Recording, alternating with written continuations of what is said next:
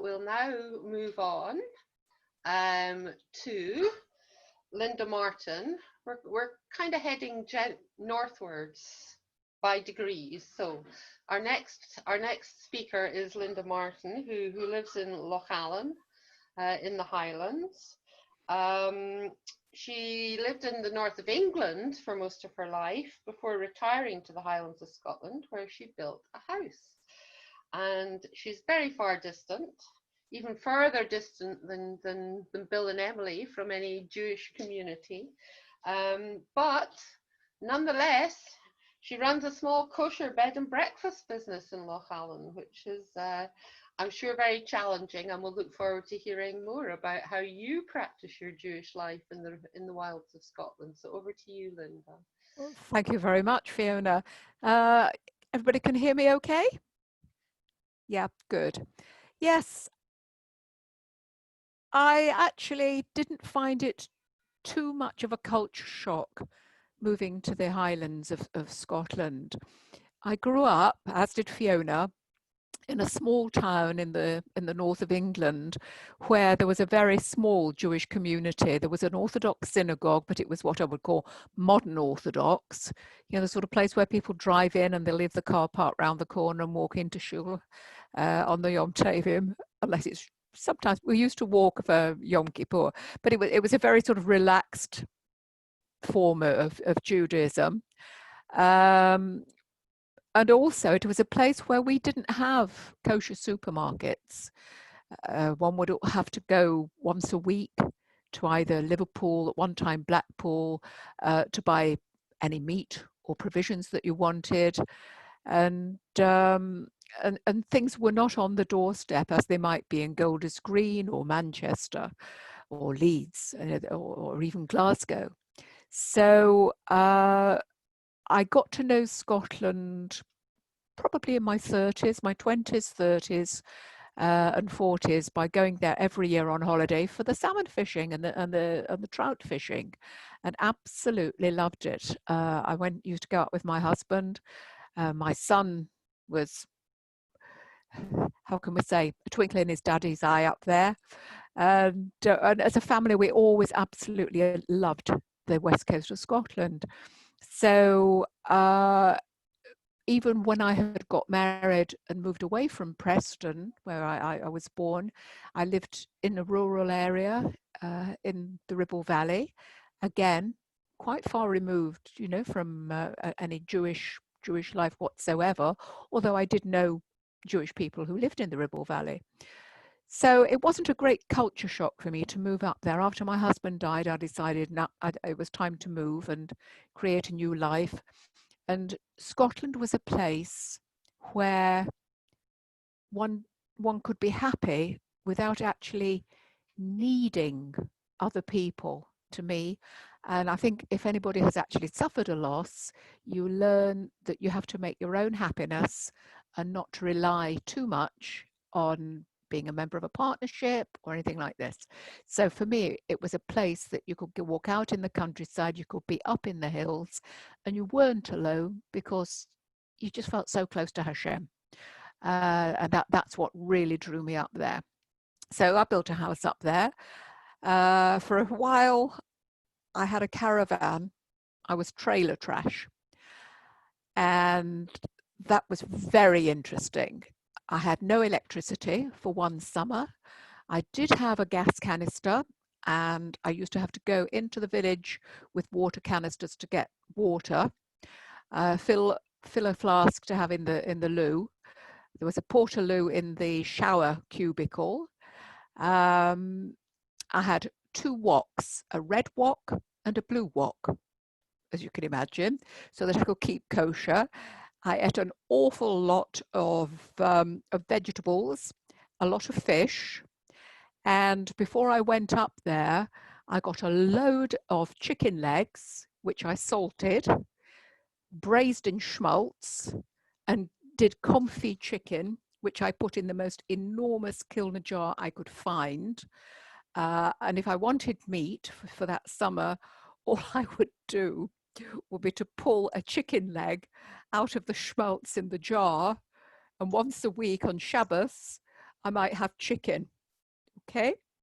Because there was no fridge either. Challah was a joy to make. And it was so hot that summer in the caravan that it would rise like a triffid, like Topsy, and I had no problem in doing that. And it was the most wonderful year because I was so close to nature and so close to the absolute beauty and wonders uh, of creation, and you couldn't help but be happy. I was very surprised to find that in our village, which had probably, 200, 300 people, that there was actually a chap who had been born Jewish. And early in his first marriage, I think he had kept kosher and everything, but then he'd sort of dabbled. Did he really believe in it or did he not? But we have conversations every so often. And there was also a woman who had Jewish ancestry, but was hidden. It was hidden. She's older than me. She was probably born in the 30s. And it was a time, obviously, of quite danger, for Jewish people. And her parents hid the fact that she was Jewish, although her father used to take her around the East End. So she and I occasionally have little gets together. I'll take her a Haggadah to read, and she'll come to events, and came to the Mezuzah fixing and things like this. So so my introduction up there was very warm, and I rather like Emily was saying, you do find that you become an ambassador for Judaism when you are in a community where people haven't met very many Jewish people. And I think that this probably does control the way that you behave, because you're there on, people know that you're Jewish unless you hide it, and there was no reason I would hide it, for heaven's sake. So I think you aren't judged just for yourself, but you are a representative of your people when you're in a small community with not a lot of other Jewish people around. On the West Coast, I found that although the church going is not as strong as it used to be, there is a strong respect for the people of the book, as we're known. And I've had a lot of interest shown in Judaism from the local community.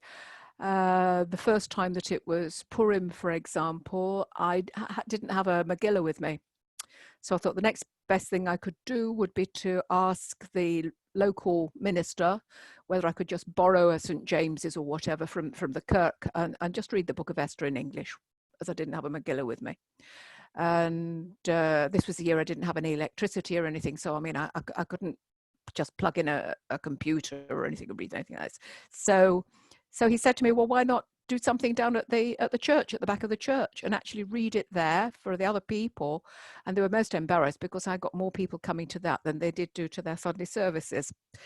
Obviously, I put on a wee buffet, a little kosher buffet for them, so they got a taste of it. And the following year, by demand, I had to put something on in the village hall, and we had a big reading of the Megillah and a sit down kosher meal. And so it's gone on. And same with sukkahs.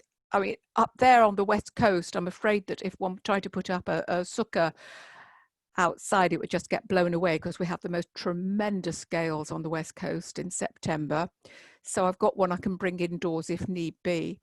And there's one boy, a visitor from Holland, who does actually speak Hebrew. And he tries to come over every September or October just so that he can have sukkahs with me. Not a Jewish boy. He'd studied theology at university.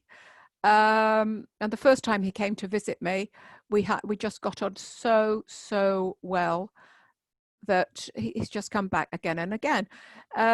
So why did he come? Well, when I built my house, did I have a builder? We won't go on about builders, but it was dreadfully over budget.